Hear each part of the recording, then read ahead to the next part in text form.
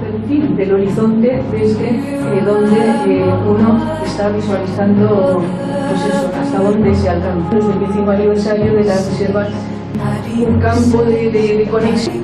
También se ve la importancia de dos fases, se pueden hablar de muchas más, pero en general. Celebrem a Menorca un workshop, una trobada d'experts sobre paisatge, arqueologia i patrimoni mundial. Com tothom sap, el repte més important que tenim en patrimoni durant aquests anys és la candidatura de Menorca Talaiòtica a Patrimoni Mundial. Després del revés que vam sofrir l'any passat, ja fa un any pràcticament, que estem fent feina per replantejar, per reformular la candidatura. Des de Més per Menorca apostam amb fermesa per la candidatura de Menorca Talaiòtica.